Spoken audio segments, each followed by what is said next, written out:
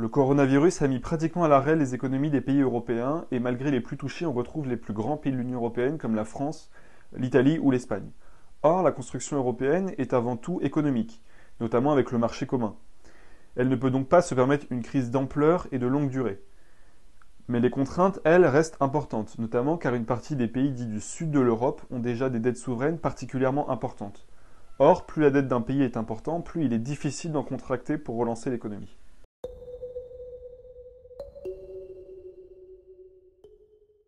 Alors la Commission européenne prépare un plan sur deux volets. D'abord le Next Generation EU, un instrument de relance doté de 750 milliards d'euros de budget grâce à un financement sur les marchés entre 2021 et 2024.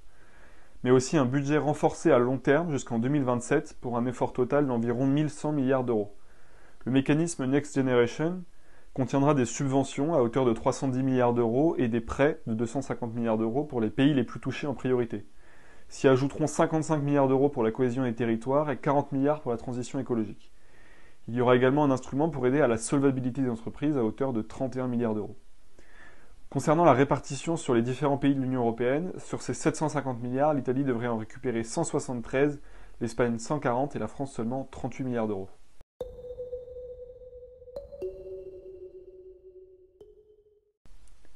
Alors ce plan a bien sûr des détracteurs.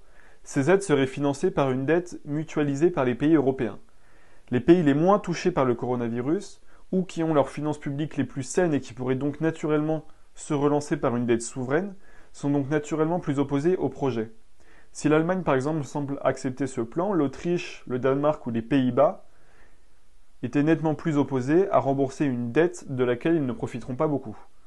La position de l'Allemagne a vu un revirement spectaculaire en faveur du plan. Il faut y voir une volonté de relancer la construction européenne.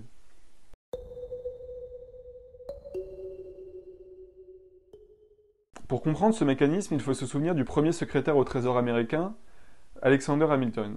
Il a aidé à la fédéralisation des États américains en leur faisant accepter le principe d'une dette commune. On peut donc légitimement se demander si le même processus n'est pas en œuvre vers une Europe plus fédérale. Mais ce plan est limité sur plusieurs aspects.